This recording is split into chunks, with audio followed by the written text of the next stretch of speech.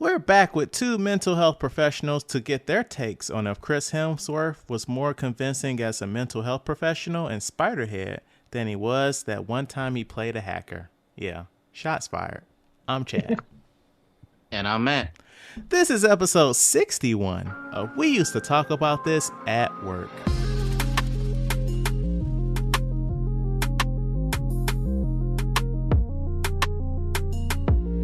All right, so just, coming off the top of the intro, we got Fran back. Woot, woot. That's okay. And we've got Amy back. Hello. And if you're listening to this right now, I want you to stop whatever you're doing, go to YouTube and subscribe to our YouTube channel. We are trying to build an audience, guys. And it's we need you to do that. So thank you in advance. Also, your YouTube. Yeah, I definitely subscribed to already. Amy, you got me right. Yeah. Mm-hmm. Oh, right on top of that. I see. Just it be your own people, Matt. It does sometimes. How many times have we had these ladies on our podcast and they can't even do the decency of clicking a button? I know. But they therapists. They busy. They busy. Doing this out of the goodness of our hearts. Uh-huh. Mm-hmm. That's the same thing with clicking the button. Chad, you know that I don't even think that I have a YouTube login. If you have Gmail, you have YouTube. Okay. One thing about Gmail, they're gonna make you do everything. Yeah, it's all connected. Don't lose a Gmail account because they gonna act like you brand new. That recovery. They're gonna be like, who? Yeah, they're gonna be like, who is this? I love this guy. Nah, we don't recognize this. You need something else. Yeah. Nah. What's your neighbor's cousin's middle name? Right. We have to be top notch in the security, okay? I want to ask everybody before we get into the episode properly, though. Have you guys been noticing this weird new sickness that's been out and about? Which one? Right? Exactly. I'm gonna need you to specify. I felt not great a couple of weeks ago. I remember Amy telling me her youngest daughter had some sort of weird something or other. My nephew did. A couple of people that I watch on YouTube, they've been not been consistent because they've been sick. And I'm like, is this COVID-22? What are we doing here? I hear monkeypox is a thing now. Is that something? Oh, I forgot about the monkeypox because you can get that from just being close to people, not even sex close. I'm sitting next to Amy right now. If she had monkeypox, I would have monkeypox. Likely. So monkeypox is just like chickenpox. Right. Correct. Like the bingo card of the movie. The bingo card of life for these last couple of years has been just amazing. Truth. We went from global pandemic to murder hornets to monkeypox. I can't. Really, I got nothing. I remember. Yeah, murder hornets when that was a thing. Yeah. Before that, I remember those clowns killing people. I was just thinking about the same thing. Those clowns. What is this world that we live in? I'm just saying, we got people opening up random boxes and things they find in their old homes that they were finally able to buy. And, everybody on the internet say, no, put it back. No, you didn't hear the weird noise. You didn't hear anything. Just sit in your house. It's okay. Do nothing. No. So Fran, you've been adulting lately? I have been adulting lately. So let me tell you what happened. What happened was... You know that thing that you do when you're like, ooh, let me get on Zillow or Realtor or something like that and just look at homes that I know I can't afford because I just want to dream, right? Yeah. I just want to dream and just say, look, if I was financially stable with no student loan debt, done, right? And so that's what me and my husband were doing. But then my husband actually found a house that he really liked. I was like, let's go see it. And I was like, from the jump, hey, we will not be spending money, sir. If we do not love this house, we will not do it. If we don't love this house, you put the caveat in. It needs to be perfect. Like, dead ass, we are good. And we walked in the house and then put in an offer. Like, Fran. So let me ask you this: the home that you guys were living in previously, did you own that or were you renting? Like, what was the situation? No. So, what it is that I had bought that home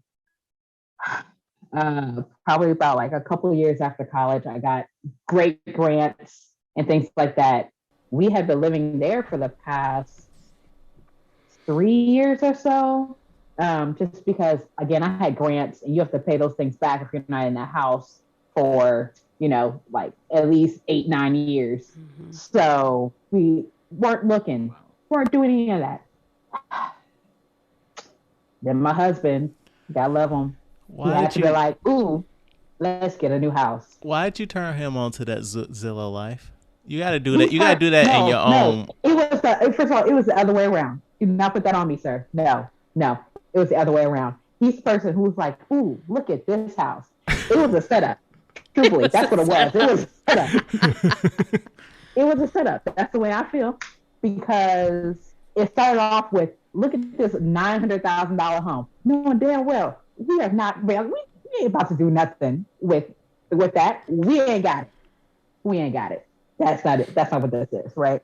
Wait, hold on. $900,000 house? Oh yeah. We was gonna swing big. If we don't look, we gonna swing big. We gonna act like we got it like that. I mean, right? you've seen those memes, Matt, where it's like I'm on Zillow looking at $3 million homes with $7 in my bank account. You've seen those memes. Well, yeah, I've seen those, but I'm like, normally, like, I be looking at like $600,000 home, something like that, where you got you gotta like that, Matt. When I'm looking at stuff, I'm looking at 250 max, cause I looked at $2 million one last week. This is nice. I was like, cause I look at it and be like, I like that island in that kitchen. I want something like that in the future. But it's like, I already know, like, I can't afford this house. I'm looking for ideas, but they'd be like, I'm about to jump up to 900,000. That's like a pipe dream. I might as well look at it like I'm going to buy an island. We did no limit. And not the kind in the kitchen. Whatsoever. No, no, right. No limit, open contest. Give us a pool. We want acreage. He was like, see, everybody wants a pool, Chad. No problem. Amy has wanted a pool since before I met her. I got a perfect spot for it. It's perfect. Right there. Right there. I know. All you gotta do is it's too damn hot down here not to have a pool. All she has to do is just level the hill that her backyard is planted on. Yeah. You trying to get an in-ground? So in-ground? Hell yeah. With a little waterfall, maybe. Mm-hmm. You could just hear it. Doesn't it just sound peaceful? You know what? I can kind of hear it. It's nice and calming. See? I know Matt could appreciate it. It would help him like zen and calm. Mm-hmm. Absolutely. I'd be so much more peaceful with a pool. Mm-hmm. It's been hot. I'll be watching those shows. What is it called? Pool Kings or whatever, where they come to your house and they like do it. I love those shows. I know. I wish they'd pay for it too. I thought they did. Right? They don't. Absolutely. They're like, here, we'll pay for the water. You're done. Ooh, thanks. Appreciate it. Uh-huh. None of that labor or things like that. Yes. So my now adult time for this last week has been going to work my full day and then moving thing. So moving is the worst. It is. Now, granted, both me and my husband were not about to do like serious hard labor and like moving all of our big items. Like, ooh, yes, let's move this sectional and bed and move our island. No, we weren't doing that. We paid for somebody for that. Perfect. That's wise. And that's the thing I was about to bring up. It was like back before when I used to move from things, I used to get my friends to help me move. And I'm like, oh yeah, help me move. I bring pizza, beer, whatever like that. Yep. Now as I'm older, no. That doesn't count it anymore. That's correct. Right. I'm just going to pay people to do their job to move my stuff. Yeah. Exactly. Yeah. I haven't.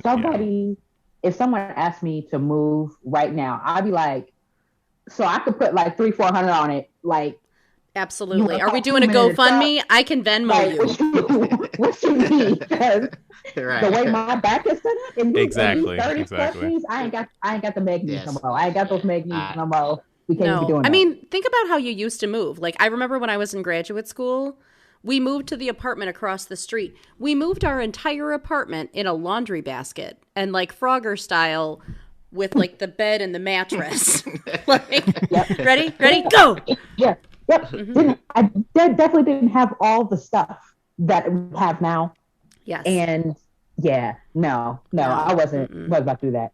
So don't get me wrong, we paid movers to like move, but like a lot of our small items, we still had to move ourselves. Like moved all my clothes, moved the kitchen, like all the small kitchen items and things like that. And it was just like, I have to reorganize this shit. I have to like get this together in a new space. I think what kind of kills me the worst, or the most though, is last year we redid our kitchen in the old house. Oh no. We redid our kitchen. That kitchen was perfect. New. It was perfect. It was set up for us. Now I'm in this kitchen that I'm sitting here going, I'm gonna have to replace these cabinets in a couple years. Not now, because we just bought this one. But a couple years, these cabinets gonna have to go. It's gonna have to happen. Hey, think about it. It's gonna add more value to your house in the future. I'm not even thinking about that shit. Right now. Because adulting is a setup. It is a setup. When I said I wanted to be grown in life, I just meant that I wanted to drink and call it a day. No, now I got to pay bills and be responsible. I don't want to do that shit. I know. It's stupid. Going back to my pool comment, the house that we had before, we had just put a pool in the year before, and then we freaking sold it and moved here. See? Bad decisions sometimes. But also that extra value that you put in those homes should raise up the price you're selling it for. Ironically, we sold that house 5 years ago. They sold it a couple months ago. They got $100,000 more for the house than what we sold it for 5 years ago. This market is fucking crazy. It's insane. Wow. Like the house that we just got was only on the market for 24 hours.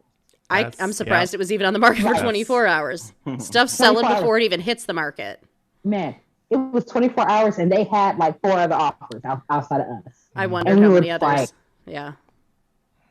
We were just in here going, well, if we get it. If it happens, it happens. Yeah. You got to kind of throw caution to the wind. Absolutely. But yeah. No, my husband set me up and now I technically have 2 mortgages until we can sell this other house. Oh, well, Fran. Good news. The market is really hot right now, Fran. Exactly. And you've got a beautiful redone kitchen to sell it and put it right in the top. Lead with that. Right. Yeah. Yep. That's what it's gonna be. And considering we had to redo like all the pipes in the house, like I was like, hey, y'all are A1 above what I bought this when I only had 1 working bathroom. You have 2. You're welcome. Yeah. So Amy, and this is also for the group. Did you guys not hear about Internet Explorer dying? Yes, actually, this is. I took this last week off because my company is still using the Internet's Explorers, and Mama, I'm sorry. I was like I'm not going to deal with that hot mess, and so I was like, it's a good time to take a vacay with the kids. So I took this last week off and figured it would be taken care of by Monday. But I have been going in to talk to my friends that are still at the office this week, and apparently it is still running because we are still running our programs upon it. So here's the deal with the death of Internet Explorer, and then we're going to explore your staycation. They're just not doing any additional updates. So Internet Explorer will still work. Ish. Yeah. But if there's any... Really work. Internet Explorers work. That's what we're gonna say work with air quotes because it is not. It's not a great program. So for us, but for us, they let us know, but then they said that if we transitioned over to Chrome and Edge and things like that, so they said that if you still need an Explorer, you can still use it. You just got to go in and request for us with the IT people and things like that, you can get it back. But they took it away. But they transitioned. We transitioned over. So they basically was like, nah, blocking everybody. This is a terrible Right. idea. You can do it, but it's a bad idea. I wouldn't recommend. Right. it was still an option to click on at the place that I work. And you can use other browsers to get work done, but there's some things where other programs have been programmed to only pull from Internet Explorer. So if you're trying to do something and I need to pull some information, it's not going to pull it from Chrome or Edge. And so it's like, well, I have to open this to get it to pull the information. But then I'm getting all these pop-ups saying, hey, man, you do know that this browser like don't work anymore, right? I was going to say, I was getting notifications the week before that were like, hey, friend, just to let you know, this isn't going to be available soon. We just ignored those. We also got an email right before I left that was like, just so you know, we've tested these programs out and it should work in Edge. Should being the operative word. Yeah. These other programs might work. Unknown, to be determined. And that was like 4 days before. You're our guinea pigs. Yeah. Yeah, no, Surprise, didn't even let us get a know. warning. Not even gonna lie, didn't even get a warning. It was literally, we popped up at work one day. They were like, hey, IT has updated all the systems. Congrats. And I was like, what is this? Oh, we're using Microsoft Edge now. Huh. Oh, Internet Explorer, like literally when you click on it, it's just like, error. Just kidding. Stop it. Just stop. Silly. Transferring you, redirecting you directly to Edge. You are not. You are. Do not pass go. Right, collect Do not collect $200. $200. You can't do it. Yeah. No, that's what I walked into. And I was like, oh, I see they finally went ahead and let this die. Cool.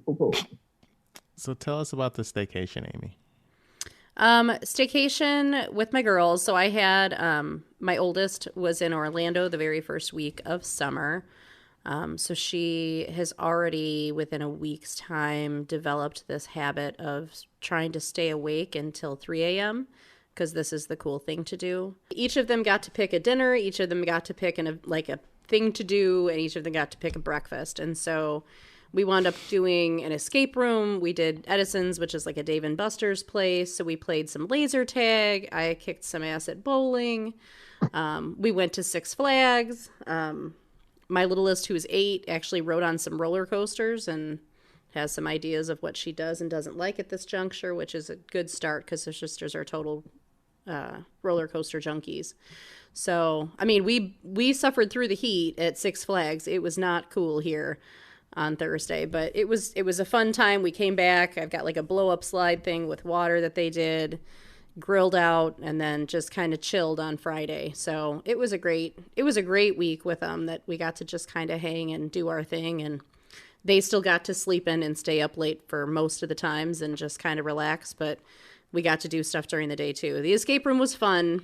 I will say we tried to go to the Hill for dinner, and I was a little disappointed. We went to, to Ragazzi's to try to, I don't know if I can say the proper name, but anyway, I'm going to hate on them for a second. We sat for about an hour and had only gotten bread and water. Did y'all have any minorities at the table? Yes. Oh, wait, are you serious? Yeah, we did. Oh, shit. I know. Wait, Ragazzi's is a restaurant? Or it's a restaurant. I've Yeah, never heard of Ragazzi's is a restaurant on the Hill, which is like an Italian place in the St. Louis area. I forgot. I wasn't even thinking of that, but yes. Oh, see, I was just poking. I didn't realize. To be honest, Amy, I didn't know that you kept in the company of black people outside of me. Ouch. Yeah. Oh. I know. Shots fired. I opened the shot saying pow, pow, pow, pow, pow, pow. You know what? I am a lover, not a hater. It's fine. That doesn't work there, but I'm going to use it anyway. About? Nope. So, but yeah, you do know that it's okay, Amy. That part of town historically has not been too kind to people of color. I did not know that. And you're not from here. I'm sorry. I'm not from here. I'm not from around these parts, but I actually even went up to the host after about 30 minutes and was like, hey, friend, we're hungry. And we just totally bombed it at this Wizard of Oz escape room. So we're also a little sad. So we need some carb loving. And he apparently he said, who's your server? And I said, I don't know, because he or she has not been to our table. And so he came back and said, all right, we got it figured out. We're going to bring, it's going to settle some stuff up and be right over. I literally timed it. I'm like, if they are not back by 7:32, we are out. And so, of course, my children and the child that I brought along with me was like, but we ate the bread and we drank the water. I'm like, and that's all that we're getting tonight, girls. So we left with our hungry bellies and came home and had bread company. Oh, you did leave? Oh, yeah. We got up and left. Yeah. So, because at that point, it was one of those things, I'm like, we haven't even ordered. It's going to be another half hour before we get food. So instead, because you know that I like to order things online, I ordered Panera Bread Company because I still wanted my carbs for the sadness of the loss of not making it through the escape room. Right. And so we picked up Panera and ate it back at my house. Yeah, like I said, she's not from here. It's St. Louis Bread Company around these parts. Okay, that's what I was thinking. I was like, hold up, that kind of sounds familiar. But Chad got me. Yeah. It was St. Louis Bread Company initially, but yes, they did change it to Panera. You say you went to the escape room. How was that? Because I've always been wanting to go to escape room. It was really cute. It was set up really well. Unfortunately, I purposely did it. They had it like in different rooms and everything. It was really cool. We did the Wizard of Oz one because my 8-year-old was the one that really wanted to do the escape room. And she quickly found that her sisters like to win more than they like to let her have tries to do things, which was disappointing to her. So, I can see that. That's how I am. I'm like, nah, we got to find this as soon as possible. Right. We got to figure out what's going on ASAP. Yes. So, unfortunately, there was a Cardinals game that day as well. So I was a little delayed. So they actually started our timer before we had actually entered said escape room. Wow. Which was not great. What day was this? It was on Wednesday. Look, I mean, because I've done escape rooms and they do not play about their time. They're like, look, no, if you ain't here, you ain't here. Tough noogies. We got back to back peeps. It was fun though. Like I think had we had a couple more people, that, were helping kind of figure stuff out and not an 8-year-old that was supposed to push certain buttons in certain orders and everybody is screaming, stop it! That might have been better, but needless to say, she was very disappointed that we did not get to see the Great and Powerful Oz. But we did make it to the Munchkin Land, which was interesting. So, but they had like different rooms and stuff that unlocked and opened. Was the first room in black and white? It should have been. No, we were in Kansas. And yeah, they simulated like the tornado and everything, and like it was windy and the whole room was shaking. It was super cool. I like escape rooms though. I've never been to one, but I would love to do one. They've got a lot of cool different ones actually at that specific one downtown. It's on 8th Street. Give a shout out to the name. It was STL Escape, I believe was the name of it. So they had a bunch of like cool haunted ones and stuff like that, but we wanted to do because the 8-year-old, she gets a little freaked out. So, but I mean, setups and things like that were super cool. So it was cool. It was nice. I would totally do it again. All my girls were like, I want to write down everything that was in there so we could do it again and figure it out. I'm like, that's called cheating. But, we'll do a different one. It be like that sometimes, Amy. Yeah. Sometimes you just got to win. What's cheating every now and again? Sure. I mean, didn't they? Some say if you're not cheating, you're not trying. I mean, did they not cheat you out of time? No, I cheated myself out of time. I mean, if you think about it, an escape room is always a setup, right? Like the goal really is for you not to win. So that is correct. All right. So my days on social media, no. I came across this story. And I am in love with this story. Oh, I know what elephant is. Because you post so many fucking memes, man. Right. And so, hey, man, I got to distract from real world shit. Okay. So there was this elephant in India killed this woman. Why are you pausing for dramatic effect? Yeah. Exactly. But so then when this woman at her funeral, the elephant came back and trampled on it. Oh, dang. There was some spite.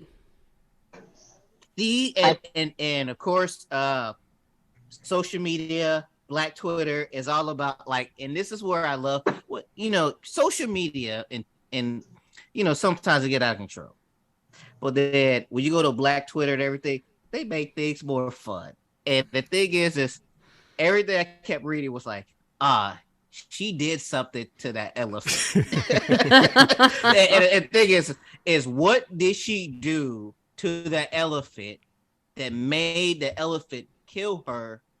Then Twice. Days later, come back and trample on her grave. So it's like I've been intrigued in this whole elephant thing, and now people are posting other things about elephants doing things to people. Because what's the thing? An elephant never never forgets. True. Exactly. So it's like, what did she do? She did something to this elephant where the elephant killed her. Was like, nah, ain't enough now. And then of course the second part is, who told the elephant where this funeral was going to be at? The elephant probably looked it up. The elephant looked it up online. You know that stuff's online.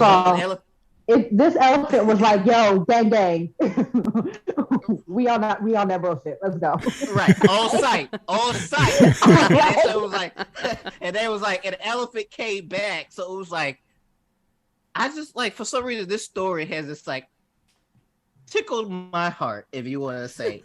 I love everything about this. I love everything about the social media, the memes. You have memes of the elephant sitting in front of Oprah saying, "But why did you go back to the funeral?" and stuff like that. It's like, I want to know so much about what happened with this elephant. Why? How far away was this elephant from the funeral? Who told the elephant where to go? I just love everything about this. This elephant is like the epitome of Catch Me Outside, right? Like, this elephant was ready. It was like, oh, shit. It's like, game on, motherfucker. Right. This is what I've been obsessed with for the last 2 days, is this whole elephant thing. So last week I talked about I got an Apple TV and things like that, and I've been enjoying the Apple TV Plus movie or TV shows and movies that's only on Apple TV. And I discussed last week how I watched Mythic Quest, which is great. So this week I watched Swagger. I forgot his name. Ice Cube's son. O'Shea Jackson Jr. Jr. Yeah, he's in it. He starred. He's a coach of a basketball team, and they try to make it to the championship, and certain stuff happened throughout. I highly recommend it. It's real good, but there was a part where it goes into real world things where, like, they're doing their thing, and I guess during the time that's when COVID hit and the George Floyd stuff. So then protests and masks and everything else like that, and it's kind of like it was like, oh, I'm watching a fun, entertaining TV show, and then once they brought that stuff up, it was like, okay, this is real world stuff type of thing. But no, it's a great show. Also, do you remember the daughter from Everybody Hates Chris? Kind of. The youngest daughter from Everybody Hates Chris. She's on this. That's good. So she's like, what, okay, like 30 now? Like, right, but it's funny because they all play like 14-year-olds on this show. Wait, what? She's playing a kid? Her old ass is playing a kid? Wait, first of all, wait. We know black don't crack. That's true. That's true. Right. But yeah. Right. She don't yeah. It's a good show. Don't let me deter you. It's a great show about NBA players, and they're like junior high school. They're like 9th grade, and the ways of AAU and sponsorship and everything else like that. And I can see why Ice Cube Jr. I know he's in That's his name. He's in Obi-Wan. Obi-Wan, right? Now, Have you seen that part? Yeah, I've seen that. He's on 2 episodes so far. Without giving details about the scenario and everything, as far as actor-wise, how is he? O'Shea Jackson Jr. was fine. He was fine. Okay. Well, yeah. So far, like the stuff he's been in, I've enjoyed him as an actor. Keep it going. But with that being said, like I've also watched Hustle on Netflix, and Hustle is an Adam Sandler. Adam Sandler stars in the show, and what I've come to realize is I loved young Adam Sandler movies, Billy Madison, Happy Happy Gilmore. Gilmore. Mm-hmm. I love those movies, but I fucking love serious Adam Sandler. Yeah. Uncut Gems. I fucking Ooh. love Uncut Gems. Oh, yes. I loved Uncut Gems. And they did him dirty when he didn't get no awards and all that stuff. I love that. And that Hustle. Wait, before you jump on that, I absolutely love how like vulnerable Adam Sandler was in Funny People because of like the joke was literally on him. Like, has anybody seen Funny People? It's a Judd Apatow movie. I don't think so. Yeah. So Adam Sandler is essentially playing himself about like an okay comedian that blew up doing like really stupid like comedy movies. Like there's one where he's like a mermaid or something like in the movie. Like there's like clips from these stupid ass movies that he's in, but like it's he's making fun of his whole career. And it's like, oh man, okay, are we at a point in your career where you're gonna like take shit seriously now? And like, no. And then he started doing like, what's that one he did? The one where he was the twins. Jack and Jill. Yeah. And then he came out and did that shit right after. It's like, okay, so you didn't learn your lesson from this movie that you did? Okay. But you know, like with Adam Sandler, the running joke is all those terrible movies that he does, right? It's purely an excuse to go on vacation. Yeah, it's right? a tax Hell write-off. yeah. Yeah. Like, so, we're going to Africa or we're going to Hawaii. But let me get some sponsorship money brought to you by Coca-Cola. And I mean, isn't this what we do though? Like, where's the CEUs? Yes, I need to go there because I need to learn about people that, you know, believe in fairies. I think it's a good idea. And I'm going to get 17 CEUs for this that I need in order to renew my license. And I feel like that sounds like a sound business decision. Oh, absolutely. Absolutely. I constantly try to talk my my job into paying for me and my team. Like, let's go to California. Absolutely. I know. I think there's something in Napa Valley. We could totally learn something from there. I think that there's some good like rehab facilities. Yes, yes. See, me and you are on the same page. Now we just got to get them on board. That is correct. So, tell us about this movie, Matt.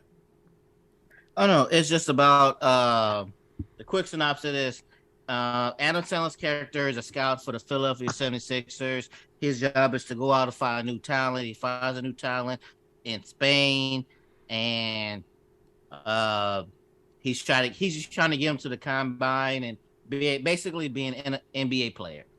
But it was just like a really good movie, and I just like for some reason Adam Sandler is a good serious actor. I loved Hidden Gems, and then this is a great movie too. So I don't know if Adam Sandler wants to move away from comedy and start doing more, but hey, this one and Hidden Gems, they in my top.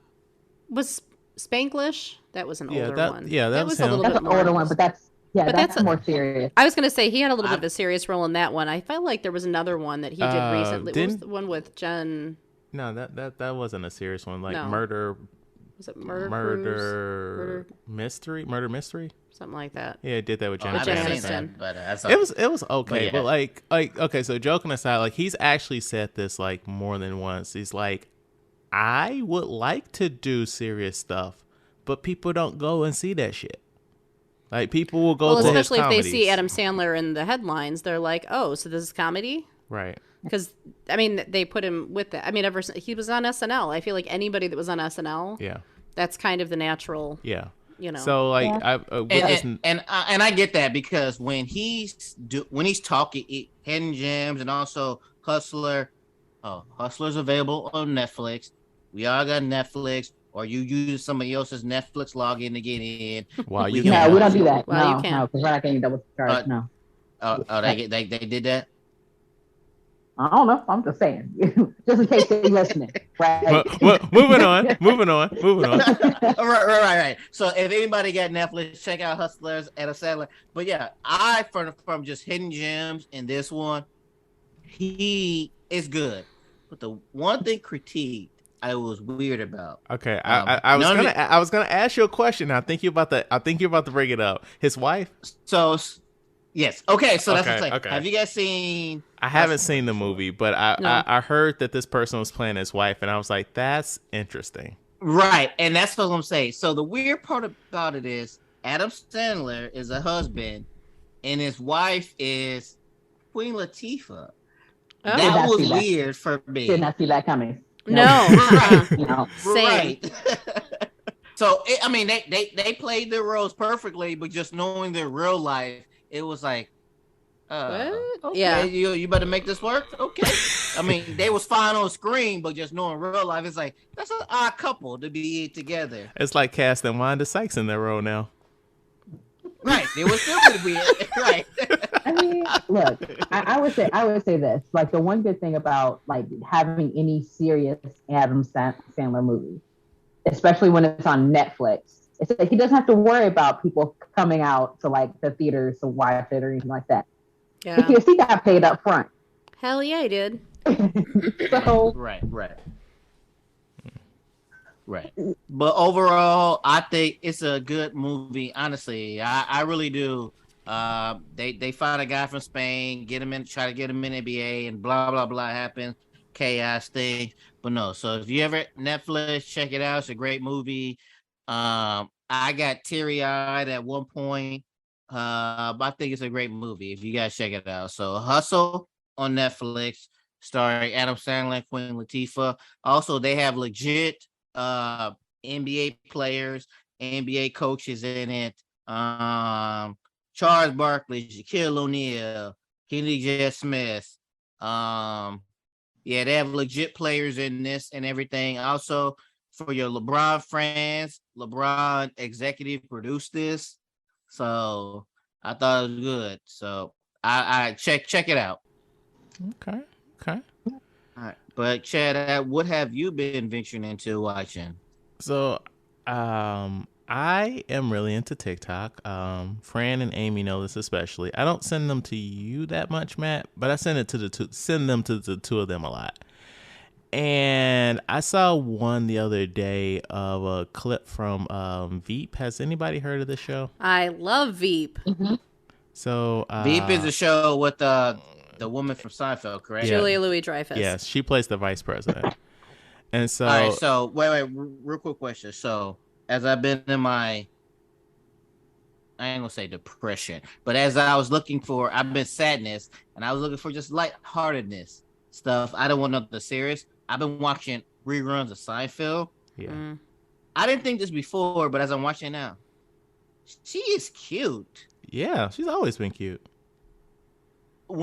I guess maybe I was a kid when Seinfeld came out and everything, Yeah. but as me watching it now in these last week and a half, I'm like, she needed to be in more stuff. She is cute. She acting her ass off and everything. I'm not familiar with agree. Veep. So give me a brief synopsis of Veep, because I didn't know she was on Veep. Well, let me describe this TikTok clip I saw. So she's the vice president. So the politicians, they have to go to like all these events and stuff and meet these people. And so she went to this event for HSBUs, historically black colleges. And so but like all of the representatives were like white people. And she was like, wait, you're the head of diversity? And it's like some white lady. And so, like, she talked to one of her aides, and she's like, "We really need some black people down here. Can we, because it's gonna be a photo op situation." And so, like on the radio, he's like, "Yeah, can we get some blacks?" And he was like, "What the fuck are you doing? You can't say that on the radio." And so I was like, "Okay, I got to check a couple of episodes of the show out." So it's just like her little misadventures, like the stupid little political things, like So she was having a gathering, and she found out that next year's hurricane was going to be named like Hurricane Selena, and her name is Selena. And so she didn't want like the headlines to say Selena destroys a whole town. And so she had them like change the name of the next year's hurricane and shit. Or Wait, Also- to what? To what? I don't remember what they changed it to. But it's just like silly stuff like that. Like Also, the president like hates her, which Yes. is a huge part. Like she keeps wanting the president to like her, yeah. and so she keeps trying to do things, and he just dismisses her all the time. And like, yeah, it's I mean, horribly. It's like the behind the scenes, but like if it was a complete shit show, which it might be. Who knows? Yeah, I'm sure it is. So it's a good show. It's funny. Like I'm watching it because of her. Because like if you watch enough episodes in a row, you kind of hate the characters. At least for me. And so like I feel like everybody in her office needs to be fired. Not just because I hate them, because they're all incompetent.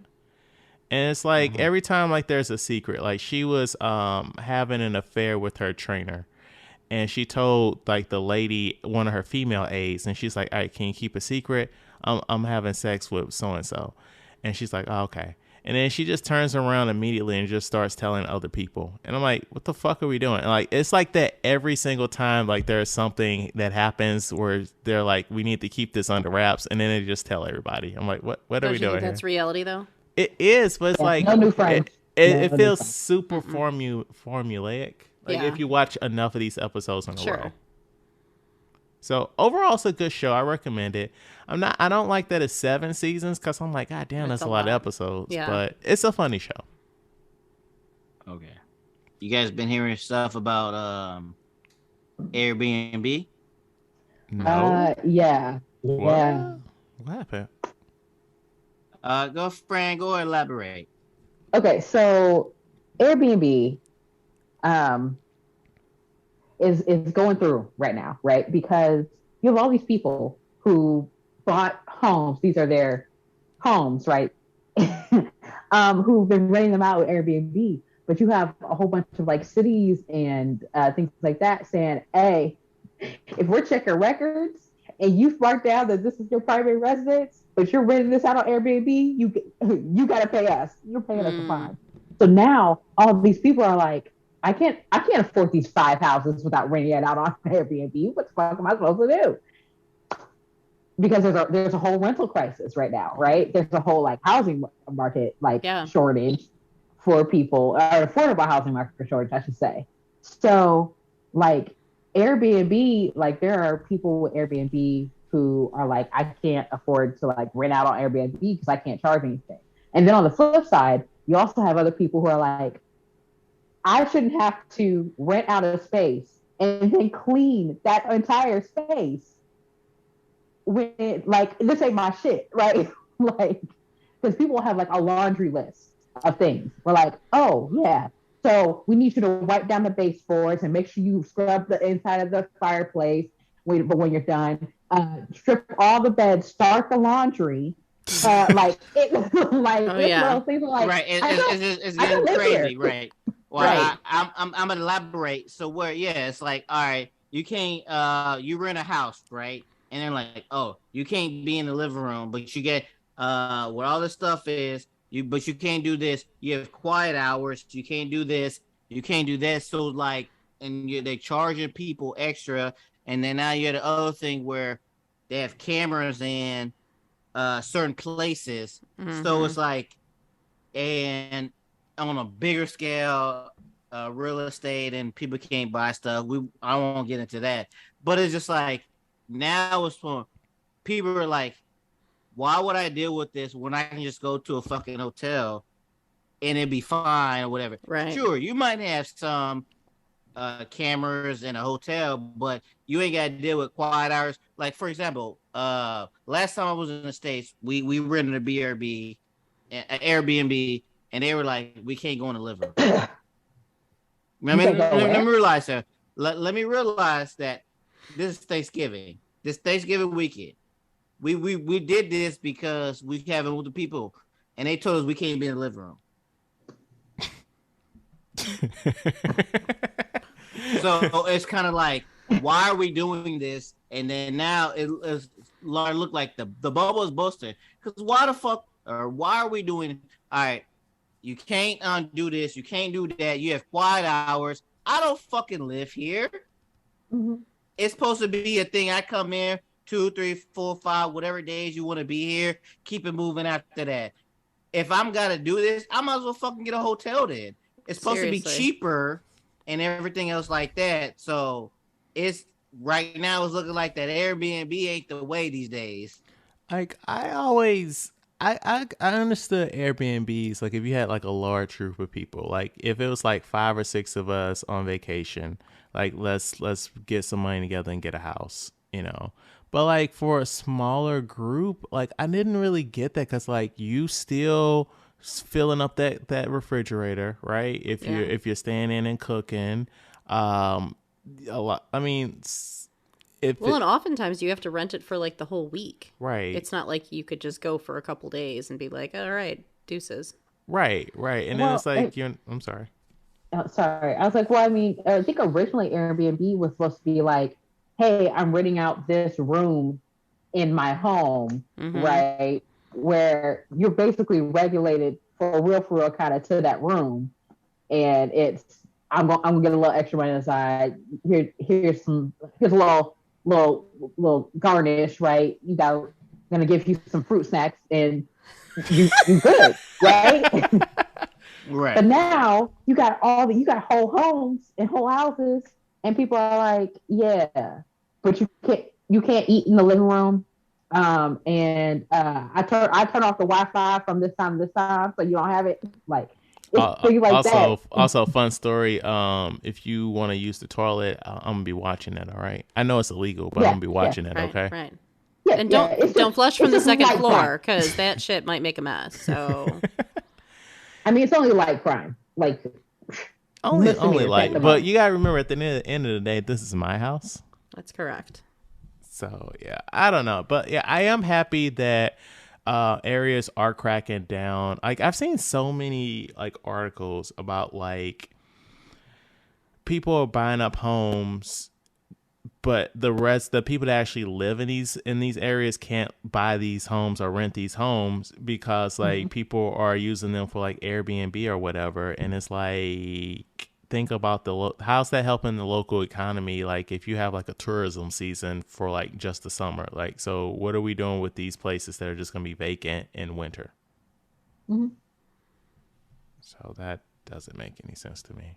It doesn't. I mean, if you think about like the social economics of it all, right? Like for all these people who are unhoused, right, and for all these people who literally can't afford rent right now because landlords have now decided, oh hey, my rent was 800, I'm going up to 1200, Right. or right, Because like this house I'm is gonna valued at $400,000 now instead of 120. right.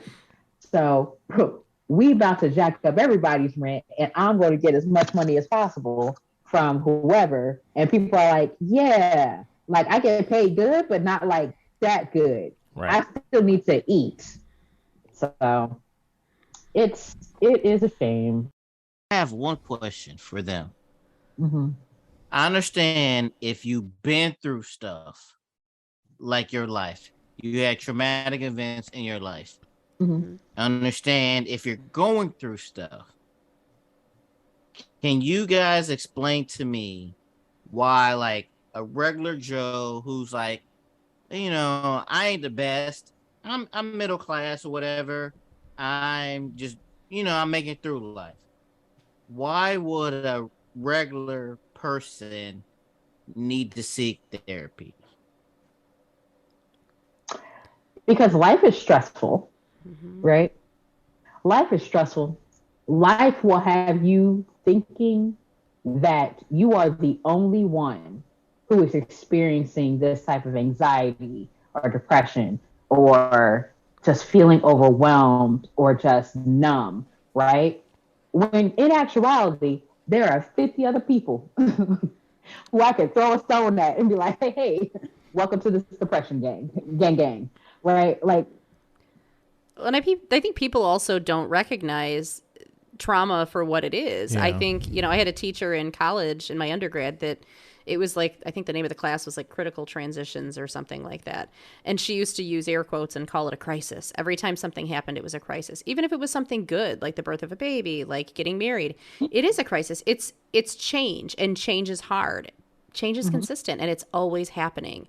And so sometimes because we get stuck in that, like, I'm just going forward mode.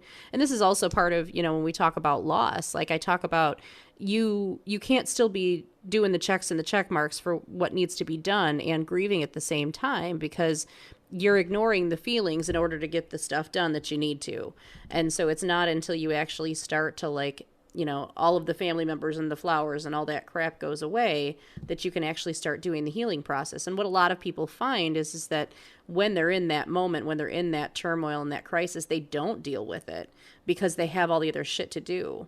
And so it's not till afterwards that they can actually start to process that stuff. And so sometimes going back is what you really need to do in order to really be the best you that you can be. Sometimes it's not until something big happens that you actually decide to go. And that's one of the questions I ask every client that walks through my door is, why now? Yep.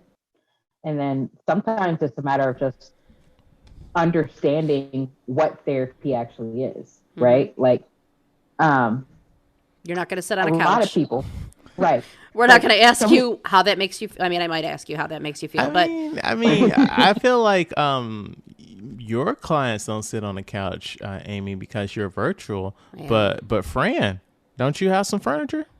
I do have furniture. That's only because I work with the School of Medicine now that actually has money.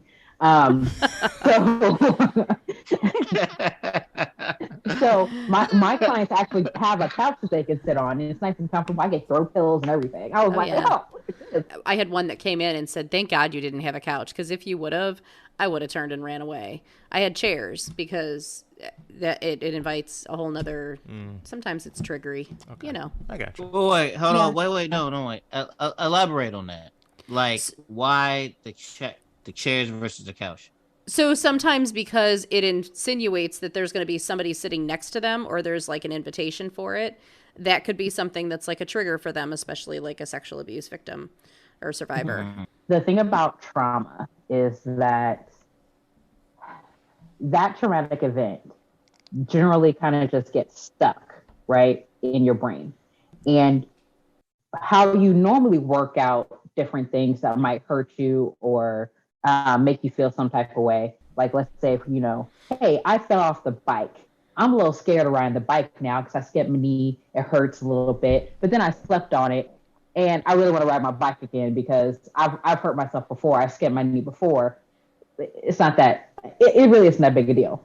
But when a trauma happens, and this means any trauma, not big, not small, whatever you identify as, whatever your trauma is, right? So when a trauma happens, it's stuck. And no matter how much you want to like process it, no matter how much you want to kind of just smooth that out where you can be like, I'm good, it's just kind of stays stuck, right? And so when we're talking about trauma and the importance of therapy and going to therapy, like, that's part of the point, right? I jokingly always say that, hey, I am a common sense translator, right? Like, you'll be telling me all this stuff and I'll be like, and that seemed right to you? And people will be like, Fran, don't make me think over here. I don't want to do that. Okay, You do you, boo?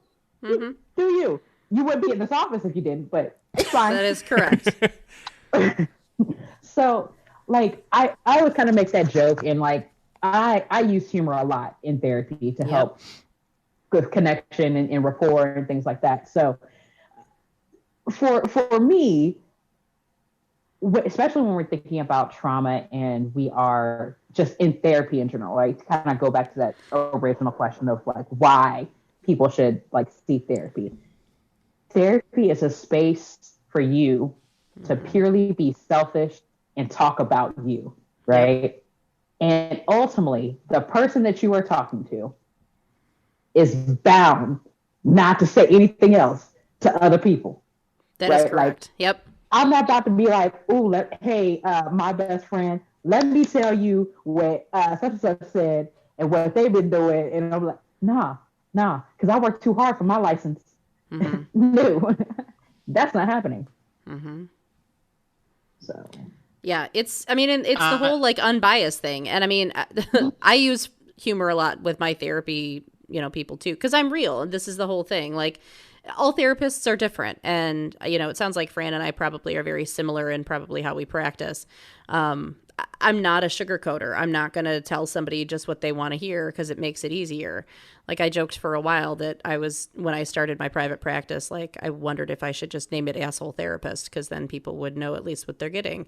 Because sometimes, I've had clients before, they're like, God, why do I keep coming back? You keep saying stuff that pisses me off. And that's part of it, because sometimes you got to be real with people. And it's like, going into the doctor saying it hurts when I do this. Well, why the hell are you doing it still? Okay, well, sometimes that's kind of what people need to hear. And it's not always easy, but, to be able to say like, okay, so if this is kind of where we keep hitting this roadblock, maybe we need to look at it. Mm-hmm. And sometimes, you're not going to hear that from your wife or your son or your mom or whoever. I've said the same thing. I already said, I've got kids. I've got a 15-year-old, soon to be 16-year-old. I'm the stupidest person alive, I think, at this juncture with her. Do you know, the other day I had friends over with their kids who's like 3 months older than she is. And she's like, my therapist said I should go for a walk. It's good for my mental wellness. And her friend's like, that sounds like a great idea. And I swear to God, I looked at my girlfriend and said, Jesus, I wonder if somebody ever in her life has ever said that to her. Nope. I bet that's never happened. Just because her therapist said it, it's the most intelligent, smart thing that she could ever do. And you know what? Thank God for her therapist for being there to do that and say that. You can shut the fuck up, man. Shut the fuck up, man. Shut the fuck up. I know what you're about to say. I'm about to say it. I'm going to capitalize on it. Where basically a lot of stuff Chad's therapist has said is the same thing I've said. But I don't want to be that guy, but I'm about to be that guy. Mm-hmm. So I guess I've never been to therapy. I support therapy.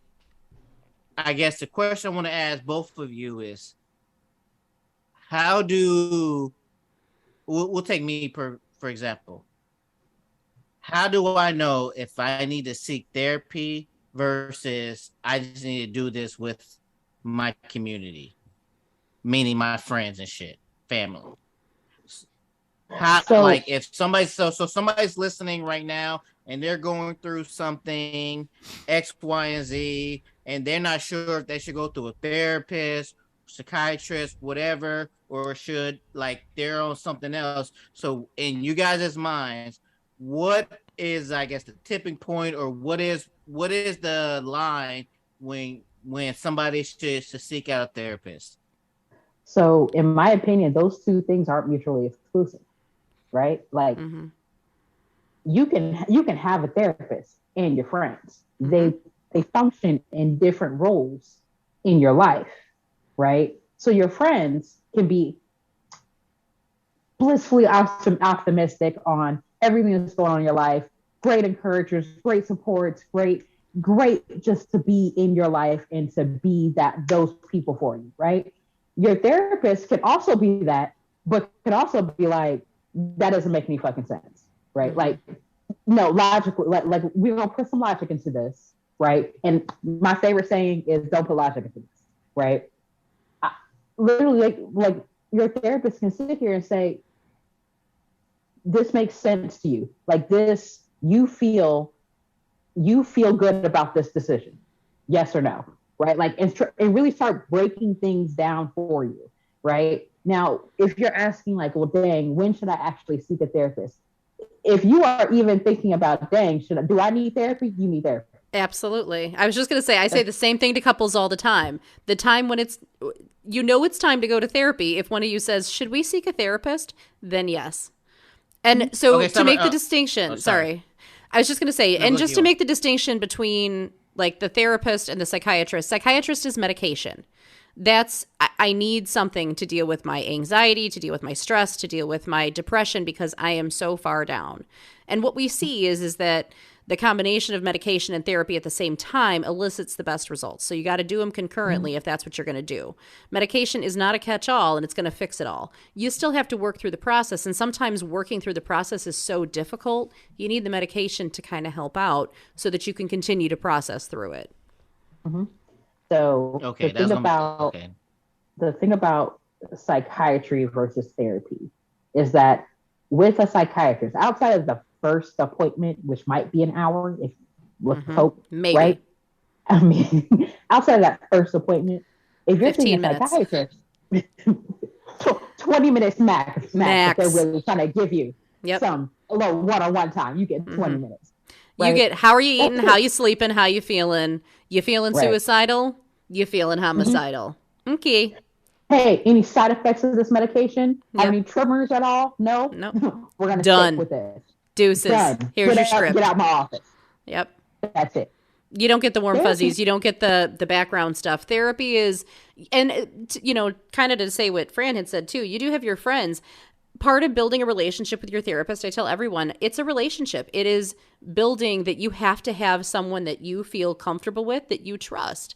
And that doesn't always happen. And I know people are always afraid, like, I didn't want to, I just ghosted my therapist because I didn't want to break up with them. Don't ghost them. We get it. We're not a fit for everyone. I just said, I'm not a warm and fuzzy, like, hand-holding your way through it. I'm like, what the fuck are you doing? You shouldn't do that. That's a terrible idea. If you don't want that in your life, I'm not your therapist. Sorry, not sorry. I'm not offended by it. No, and that makes sense because like when it's time to pick a doctor or whatever, like me, I'd rather have a woman doctor. So it all depends on your situation. So I understand that. I want to give the listeners the information that they can need to when they go forward in their life and their situation and everything else. Yeah. Anytime there's a stressful situation like that, just kind of piggyback off of what Fran said, is that the second you're like, maybe I should maybe I should talk to somebody about it, talk to them. It's not going to hurt you in any way to talk to someone. No, it won't. And I mean, granted, if they're anything like me and Amy, like I start off most appointments, first appointment, hey, we are really just shooting the shit. We ain't gonna talk about a whole lot. Like, ask me questions. I won't ask you questions. And let's really just get to know each other, right? Yeah. Because if you're not feeling the vibe, this ain't gonna work. Yep. That's all it is. Yep. If this goes not just for your therapist, but for your doctor, right? Yep. For nurses, anybody in the healthcare profession, anybody who is supposed to be helping you or helping take care of you. If you are not feeling the vibe, ask somebody else. If you don't trust him, it's not going to work. All right.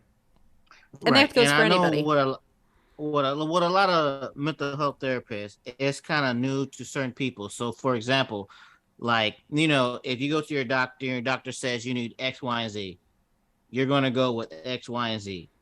So I guess how, like, the listeners out there who are not familiar with mental health therapists and everything else like that, to where they go to whoever they go to, and you guys do provide advice or solutions or something to help them, and they do not take your advice, how would you respond to that?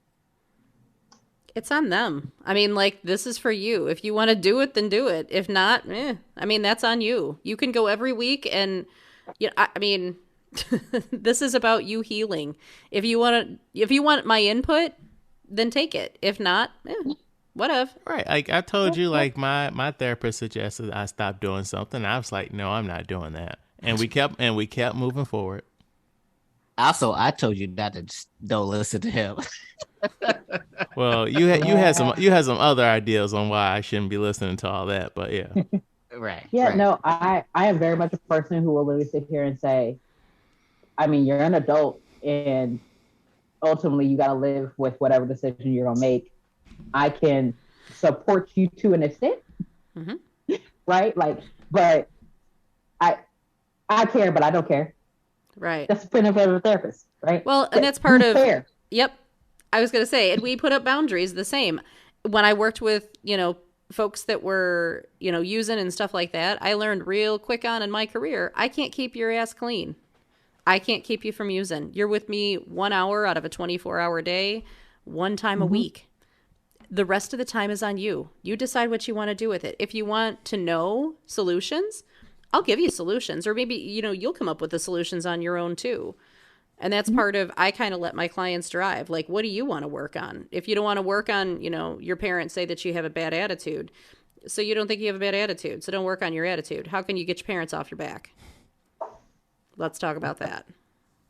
I was on the perception that you need to go to therapy if something happened before, like you had a traumatic event or something like that, or you're going through something, right? So like before, like you would ask me 2 weeks ago, do I need to go to therapy? Fuck no, I'm good. But now I'm in a traumatic event and something that I've never experienced before. Yes, and Chad, you know all my shit. I tell you everything, and you're gonna give me the best. But sure, I can go to Amy or Fran, and sure, they might tell me the exact same shit that you're gonna tell me. But like you said before, it's going to ease my conscience. It's going to feel better coming from one of those experts than coming from you. No offense. No, none taken. And like what brought me to therapy was my situation. But then as I'm in therapy and we're talking about things and I'm doing stuff outside of therapy, like reading different things, I'm really remembering things from my past and realizing things about myself that I probably would not have realized if I didn't start therapy. So like you go to therapy for one thing and then you find out some other shit about yourself. Mm-hmm. And I totally agree because when all this went down, I was talking to my brother and sister, and you can keep all this shit in there. When I talked to my brother and sister about this, we was talking about therapy, and I was like, oh, well, listen to in a week, and we have 2 therapists in there, and I told them I'm going to ask questions to help and everything, and maybe this could be the catalyst. I've never done therapy. I know it's great. It's not like I shun upon therapy, but maybe this is something to where I need to address some situations. Maybe this could be a catalyst or something else. I don't know. This week we discussed Spiderhead. Hello again. Sorry I'm late, Mr. Upnesty. Not late at all.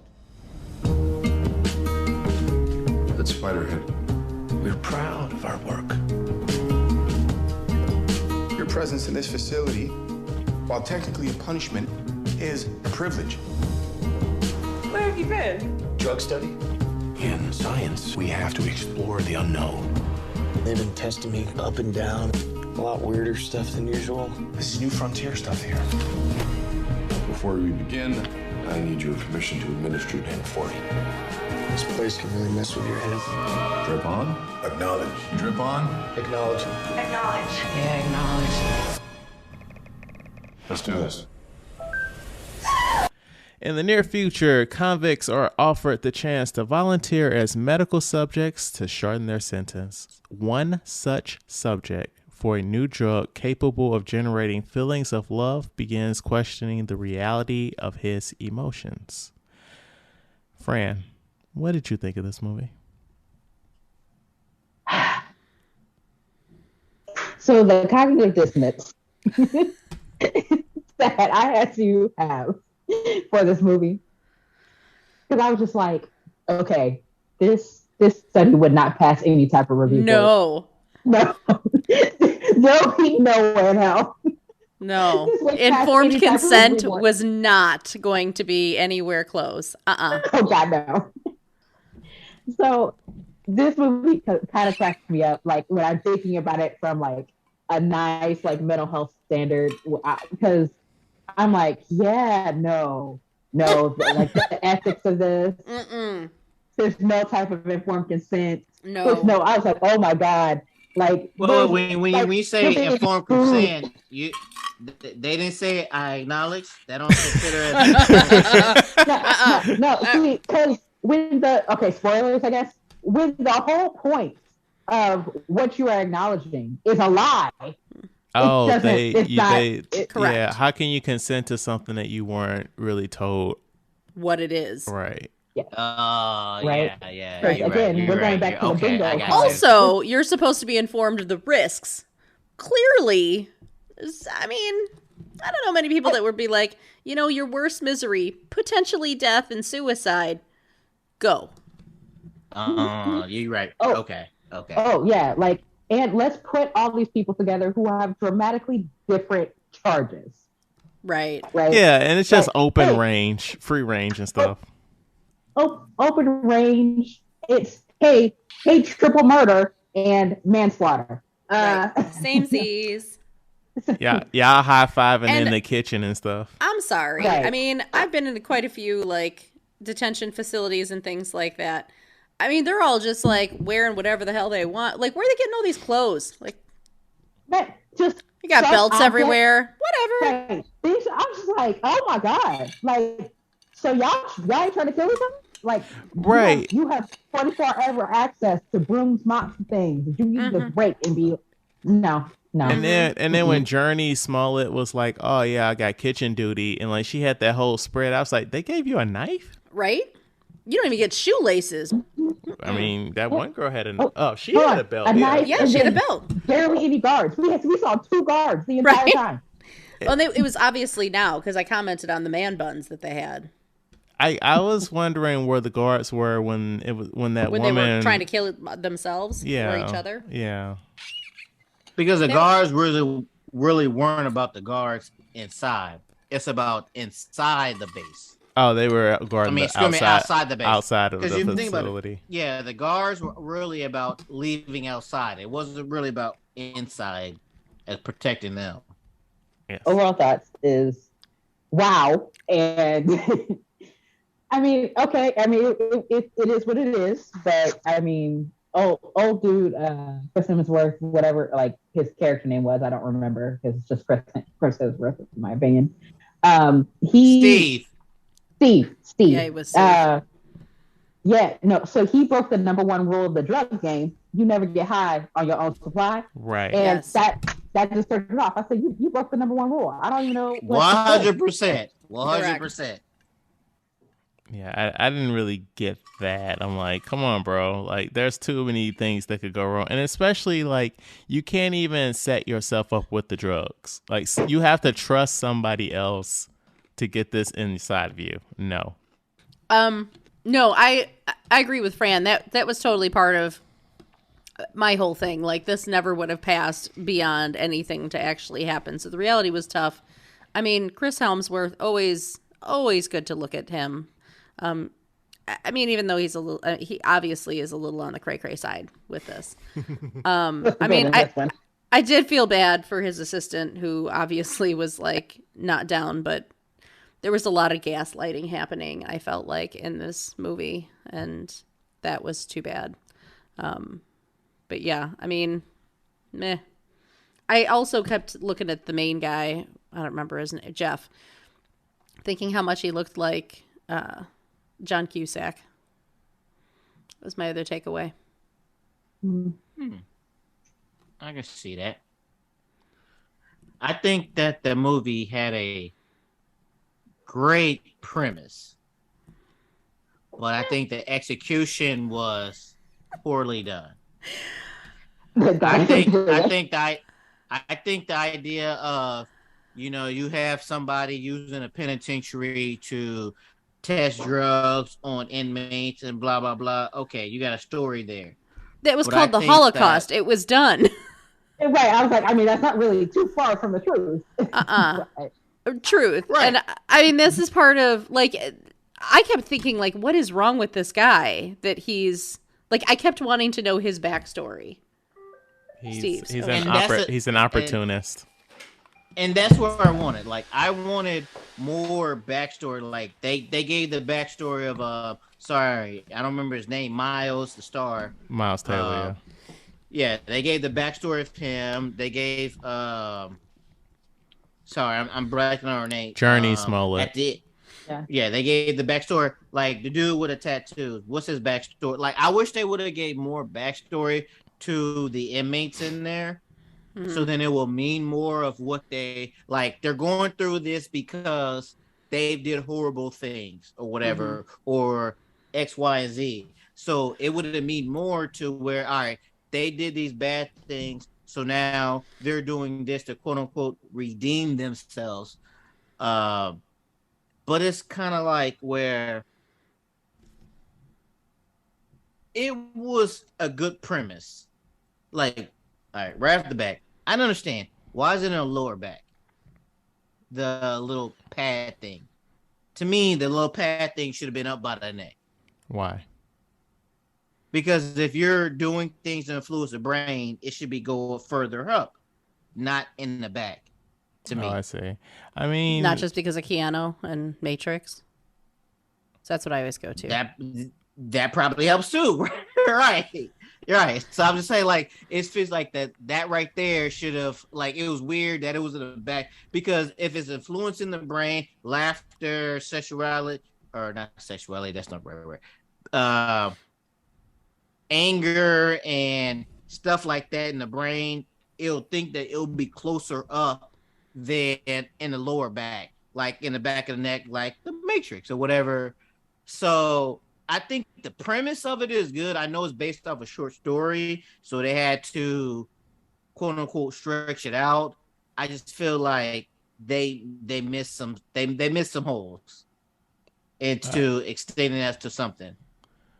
It was probably story based as to the positioning, because like then you would have immediately known that Chris Hemsworth was an addict on his own product. Like, right, which is lower back is easier to hide. And I okay, I can see that, but I was like, okay, yeah, and that was a surprise when he was getting high on his own supply. Scarface told us never to do that. But yeah, overall, I give it a 7. There was stuff to do, but it was just like I watched it with the wife. I had it on Japanese subtitles, and then halfway through, wife was like, "I don't know what's going on." And it's longer than it needs to be, according to the wife, and she did not feel for this. So she understood everything completely because I put the subtitles on, but it was just like, I feel like I don't know how would I change it, but I could see where she's coming from. Yeah, I Where can agree with that. it was too long, and it didn't accomplish the mission that it wanted to accomplish. It started off good, yes, I understood. I enjoyed the different tests that they ran with the different characters. I understood even the sex stuff, different characters. I understand what he's doing. Once they found out that it's his own pharmaceutical and that he's trying to do, I understood all that. But it feels like something was missing in there that would have took it something different. No, I totally agree with that. I just off the top of my head right now, I can't think of what the movie. Well, I kind of would have liked to have seen more experiments, like on different people versus like just the few people that they showed it on. Okay, so then my wife brought up, she said this shouldn't have been a movie. She said this should have been a TV show. I could see that, and like, why don't to we? Where? Go ahead. Yeah, I could see that, and we follow Journey Smollett, and slowly we learn what she did. Right, you learn like you just said, you do different stuff like that to figure out building up. Where in the movie you compact it into a certain amount of time. Right. I think a series. Sorry, I was just thinking like a series would have been nice because you actually could have took this story from multiple points of view. Right. Like each episode, you could have started with Miles, then went to Journey, and then finally like culminating of, oh, this is what the fuck is going on. Right. And then like that, the middle episode is Shit Fingers episode. Oh my God, shit finger. Yeah, you build up shit finger, and then you got an episode with her, and you see her having sex with Miles, and then at the end of it, you find out she's shit finger. Yeah, that should end the episode. I want to know I want to know. Like, I wish they would have explored more on what the people did to get in there. Right. They explored what Miles did. They explored what Smollett did. What did the dude with the tattoos do? Get in He threw his girlfriend out an 8-story window. Yep. Oh, that's right. That's right. It's like, I wish, like, I feel like this shouldn't have been a movie. This should have been a TV show, to where they can elaborate more on details. You could have had more character, like, detail and more, like, backgrounds and stuff like that to kind of develop better. Yeah. For Right. sure. And that's why I feel like, I mean, yeah, that's what I feel like. The relationship stuff would have been better, I think, then, too. Because you would have stretched out the relationship with her, Exactly. Smollett, over time. Mm-hmm. So it wouldn't seem like abrupt thing. Oh, like, this is the only girl I know. I'm about to do some things with her. You could have stretched it out more. It would have made more sense.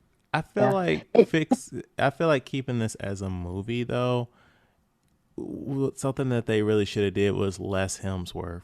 Like, he should have been a voice, and it really should have just been following these patients. But he's so pretty. I agree. I do agree. But it's like, to make this a movie, like, you gotta add the face. You got to bring eliminate the Hemsworth stuff. You gotta have the beautifulness. That's right. Nobody would have freaking watched this if it was like, I don't know. I'm not gonna. A gargoyle. Yeah, right. But like, my biggest complaint about this, and it's gonna be minuscule, but like, except for like Journey Smollett and Miles Taylor, like, this entire cast was Australian because they filmed it in Australia during the pandemic.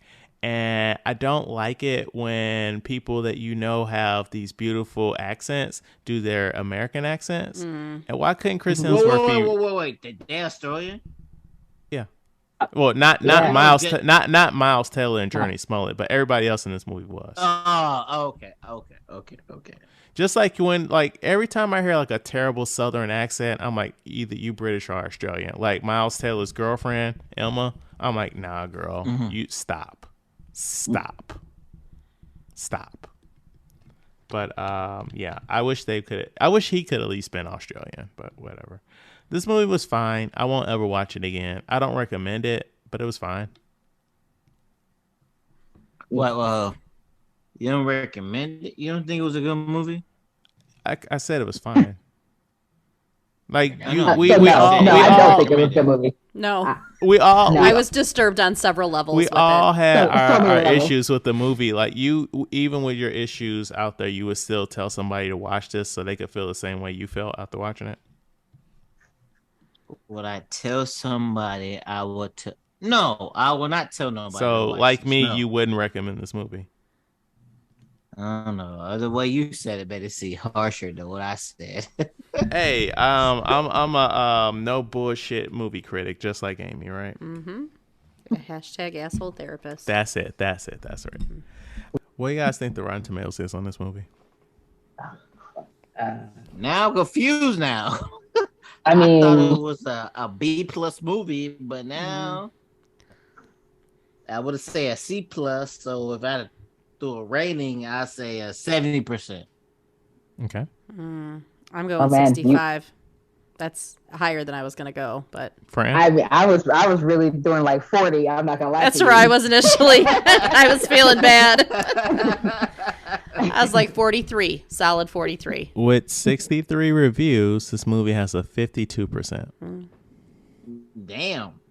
All right. That was higher than even I thought. For reals. Trivia time.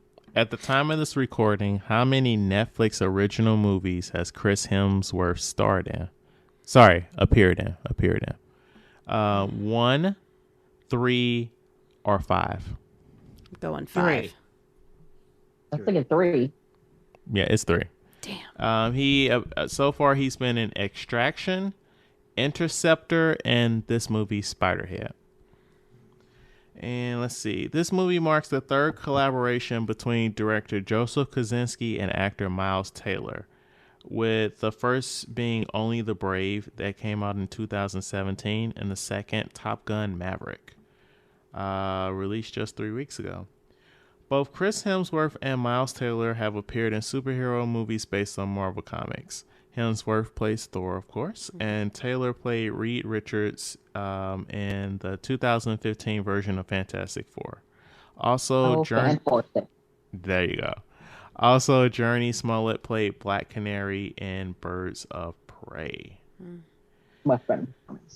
So this has been a really jam-packed episode, and I genuinely appreciate you ladies coming on this evening on your off night as well, and giving us some of that good old mental health refreshing that we all need, even if we don't realize we need it.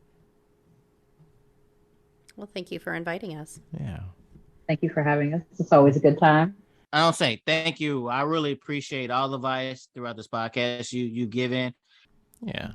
And thank you so much for listening. Please rate, like, and review our podcast on your platform of choice. If you have any feedback, please email us at weusedtotalkpod@gmail.com. Like our Facebook page, We Used to Talk About This at Work, and follow us on Twitter, Instagram, and TikTok at We Used to Talk Pod. Come back next week for our Independence Day episode where we review Tom Cruise and Emily Blunt in Edge of Tomorrow. And like always, I don't know if this was a good episode. I don't know if it was a bad episode. But whatever you think about it, talk about it at work. Thank you for listening.